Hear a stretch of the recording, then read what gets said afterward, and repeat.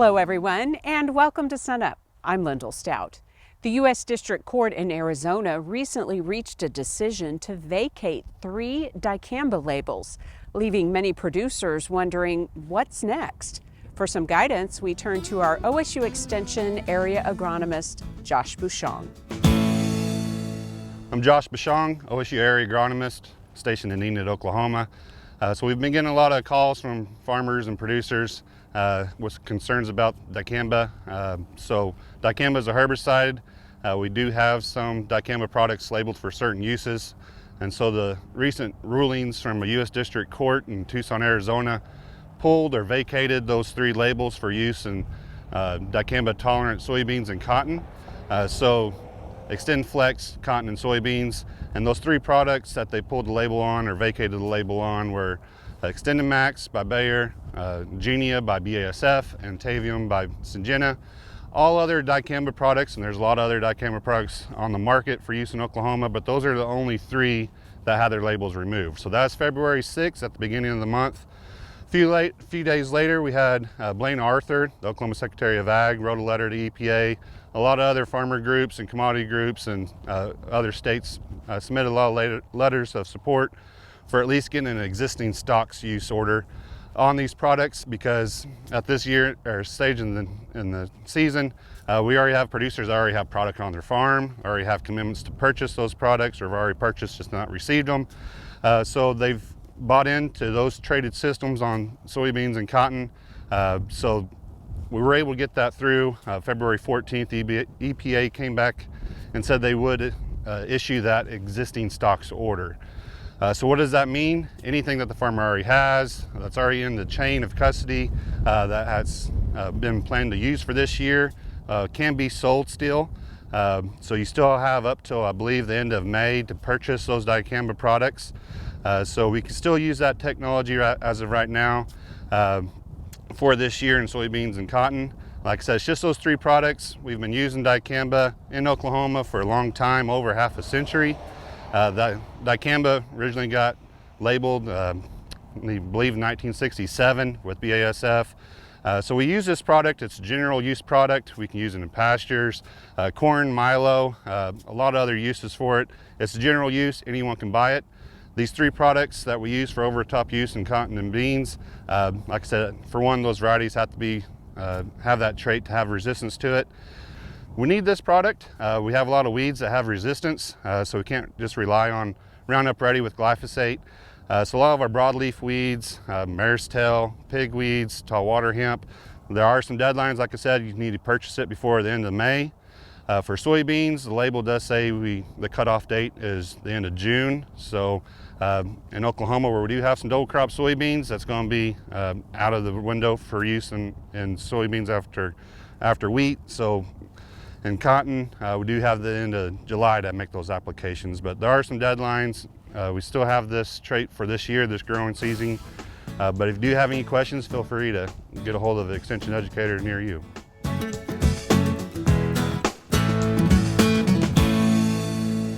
Hello, Wes Lee here with your Mesonet weather report. We have been fortunate this winter to have received above average rainfall. Maybe we are just spoiled, but it seems that precipitation has abruptly stopped.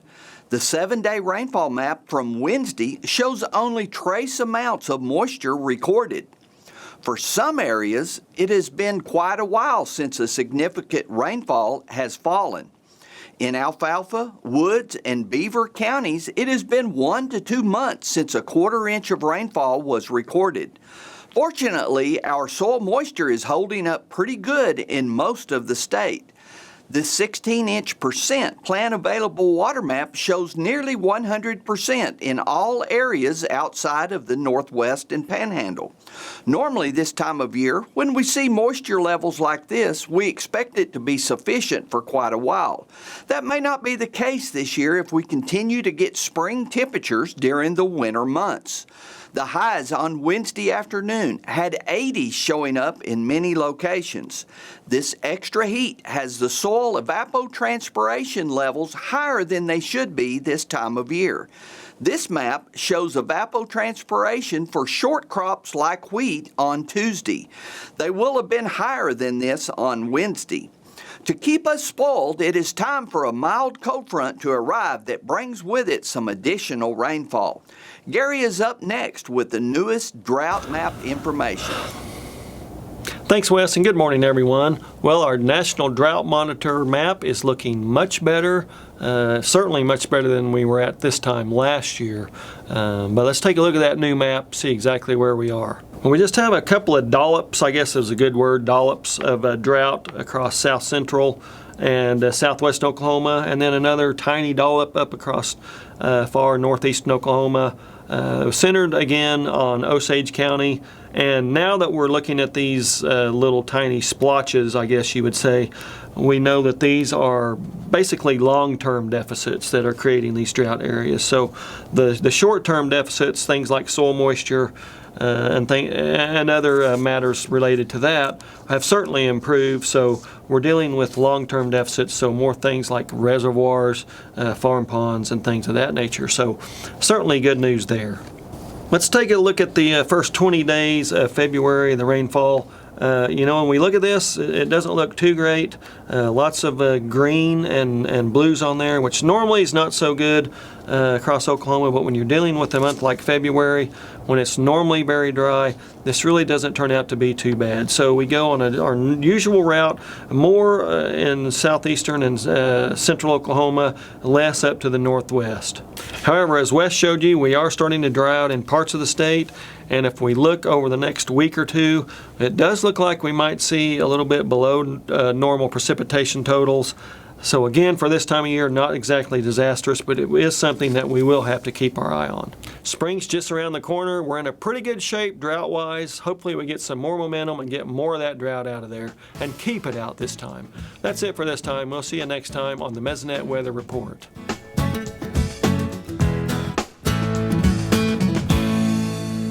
Dr. Derrell Peel, our livestock marketing specialist, joins us now. Derrell, feeder cattle prices have been moving higher in February. Is this something seasonal, or you think it's something more? Well, last year we saw a strong uptrend in feeder cattle prices through most of the year, especially for the lightweight calves. And in fact, the first week of February, like a 500-pound steer calf in Oklahoma actually set a new all-time record high price. So, it's the time of year seasonally when we would expect to see prices go up, but I think most of this is really the underlying general trend up in prices. We're seeing all of the feeder cattle prices moving up at this point in time. Let's talk wheat pasture now. First, are you seeing those cattle being marketed yet, and do you think we'll have a bigger run this year? Well, we know we had more cattle out on wheat this year, and so in total, yes, there will be more cattle moving. I think they're beginning to move.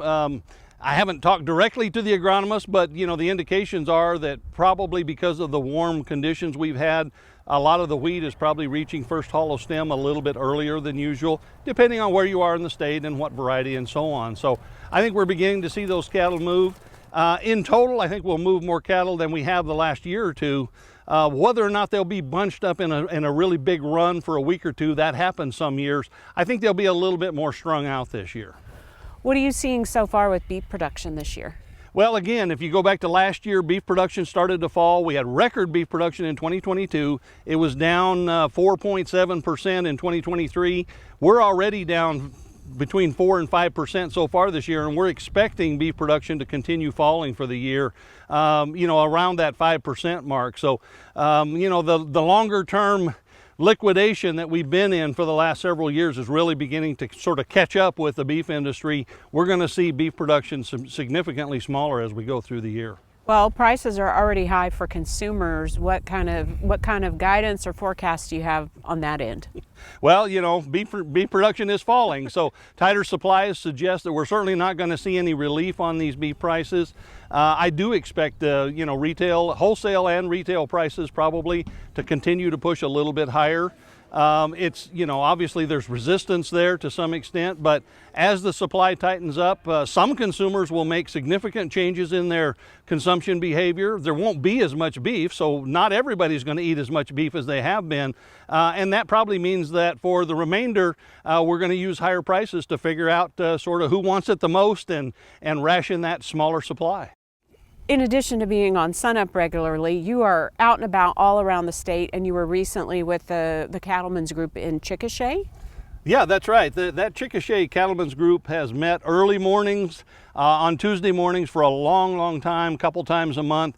And so I go down there 2 or 3 times a year typically. I enjoy visiting with that group a lot. They're always eager to hear what I think about cattle markets, but they also have a lot of questions and so on. They're typical of a lot of producer audiences right now. Obviously liking the cattle market story we're telling right now with higher prices, but also a lot of questions about just exactly, how it's going to play out in the future. How long will it last? How high will it go? And these are things that we don't know exact answers to, but we can sure talk about kind of the situation we're in. We've gotten the inventory numbers recently, so we have a lot of things to talk about in terms of what we expect going forward. Okay, you're a guy who puts a lot of miles on the old Subaru, right? That's for sure. All right, Derrell, thanks a lot. We'll see bet. you next time.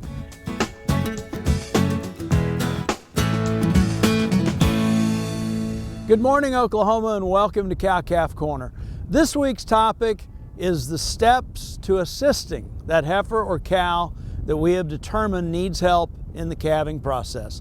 Last week we reviewed the 3 stages of parturition, and you can refer back to that one as far as timelines in stage 2 that we can use as a rule of thumb relative to when we should offer assistance.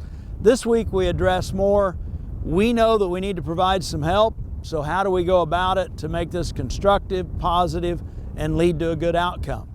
In a perfect world, we'd have a sheltered, well-lit barn. We'd have a head catch, a halter, some sort of restraint for the cow.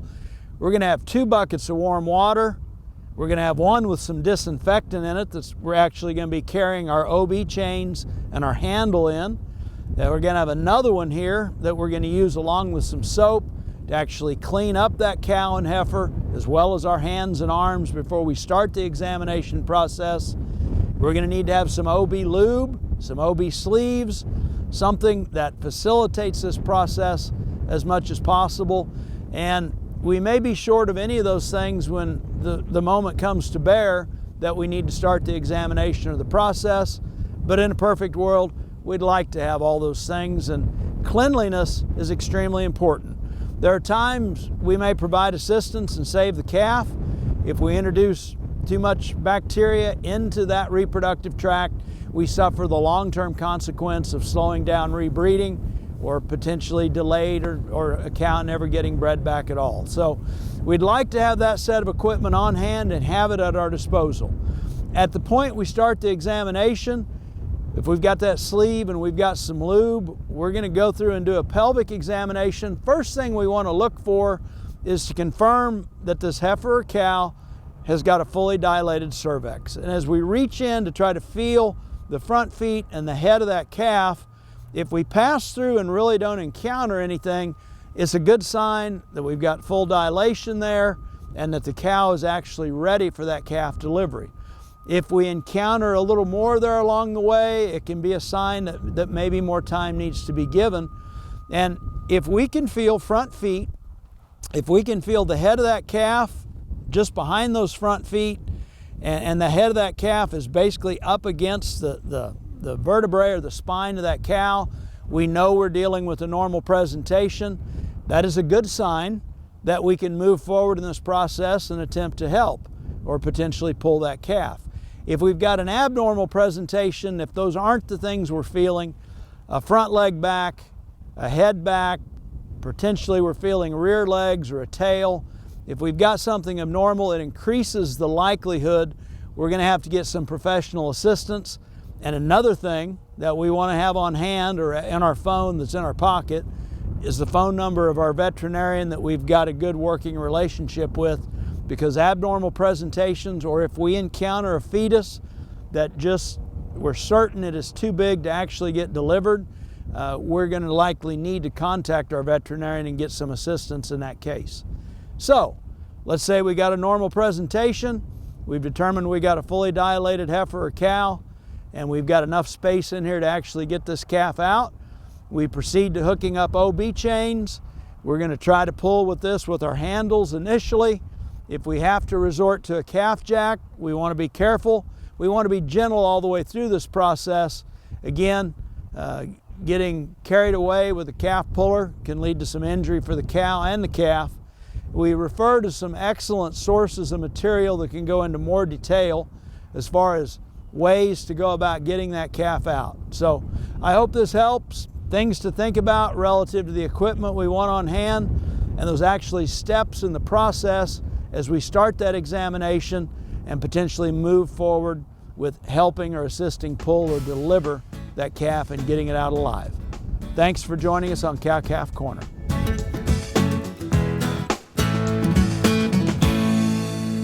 It's that time in the show where we check in on the crop markets with our crop marketing specialist, Dr. Kim Anderson. So Kim, let's start off. What's happening with wheat right now? Wheat's just continuing to go in the tank. When you go back a month ago, not quite a month, we were up at $5.81 for wheat prices. We got down to $5.17 last week and the first of this week. Then we gained a few cents to get it up about $5.30.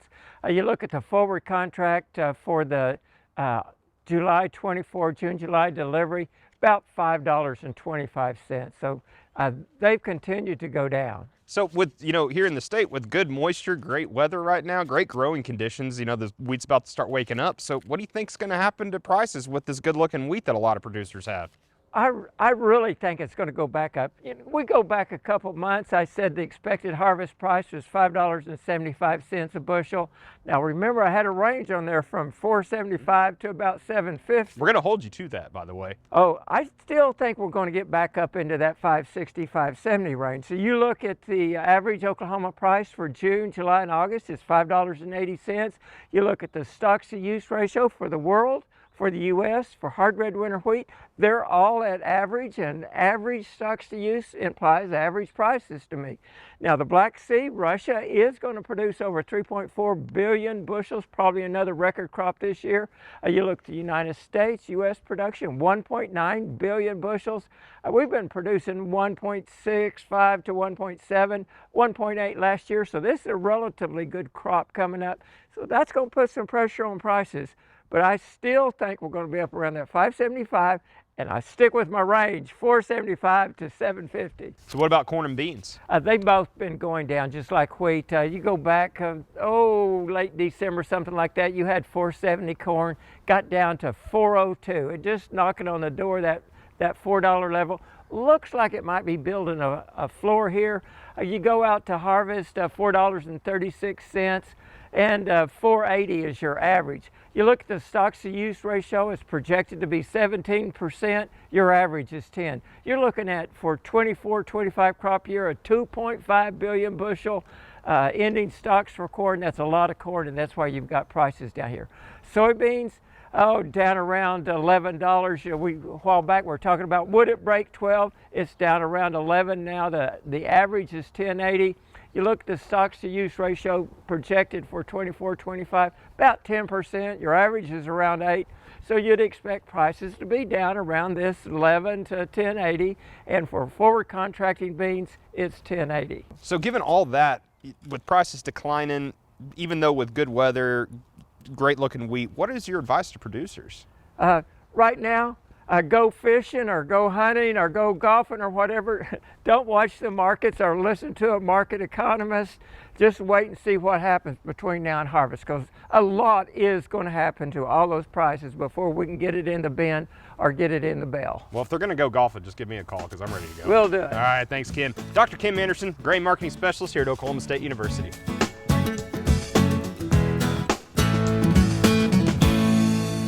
Scrapy is a progressive chronic disease of the central nervous system of sheep and goats. It is the oldest of a group of diseases that are referred to as transmissible spongiform encephalopathies. Some other transmissible spongiform encephalopathies are mad cow disease in cattle, chronic wasting disease in deer. There's even a human forms of this disease, as well as some other species of animals that are infected by these, that are part of this family. Scrapie is found in all states in the United States. Unlike mad cow disease, Scrapie is not zoonotic. You cannot get Scrapie from consuming meat from sheep or goats. The disease is not completely understood, but evidence exists that Scrapie is caused by a protein, and we refer to that protein as a prion. We believe that this disease is transmitted by ingestion of the protein or the prion. Most likely, young lambs and kids are exposed to this prion from infected animals. We know that we can find it in birthing fluids, placentas, milk, colostrum. It's also in body fluids such as nasal secretions, saliva, feces, and urines. So typically, a farmer may see that this animal is incoordinated, may have some head tremors. You're going to see that these animals typically have good appetites, but they continually lose weight, and this intense pruritus, or this itching that they have. In the end, most of these animals are unable to stand up. They'll have seizures, they'll typically be blind and unable to swallow.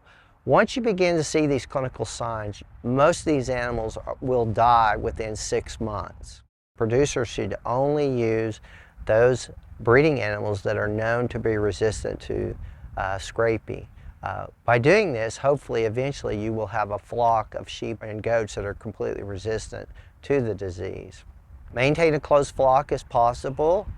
Make sure that we are keeping things clean, especially the birthing areas. Dispose of placentas in a timely fashion.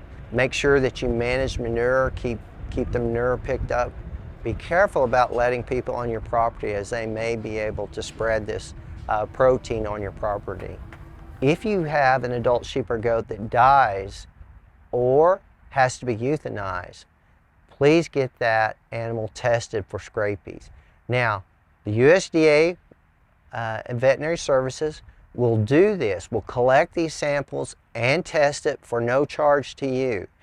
If you have one of these animals, please contact our state veterinarian, Dr. Rod Hall, at 405-522-6141, or contact Veterinary Services at 405-254-1797. For more information, if you will just go to the SUNUP website, we'll post some of this information for you. Finally today, find out what makes Osage County's Eddie Fields a distinguished alumnus in the Ferguson College of Agriculture. Video production manager Craig Woods put together this story. For rancher and former Oklahoma legislator Eddie Fields, Oklahoma State University has always been essential to his family's legacy. My uncle graduated from OSU in '62. My dad graduated in '66. I graduated in '90 along with my wife, and then my wife went back and got her teaching degree in '93. And then I've had 2 daughters that graduate from OSU in the last several years, and my youngest daughter is a sophomore there. He graduated from Winona High School before heading to OSU for a degree in animal science. At OSU, Eddie joined the livestock judging team, went to Japan, worked at the Purebred Center, and even got to see President Bush at graduation, all experiences that would be important in his future. But meeting his wife in the animal science reading room influenced his life the most. She was happening to taking a college class that was offered through animal science to meet one of her humanities degrees, because she was a sociology major. And so met her and they were playing cards in between classes. We graduated in May 5th of '90 and got married May 12th of '90. Eddie and Christina returned to the Fields Ranch, started by his grandparents in 1952, but he wanted to do more to help his community and the agriculture industry. I served as a page in high school. We're in the House of Representatives my senior year, and so just kind of the stuff I'd seen going on, the good and the bad, kind of put a bug into me that at some point in my life I would love to be able to serve. Eddie became state representative for Osage and Tulsa counties in 2008. 2 years later, he was elected to the state senate for District 10. Eddie is, in my opinion, a very humble, quiet person. I guess to some people not typical of what you would expect in the legislature.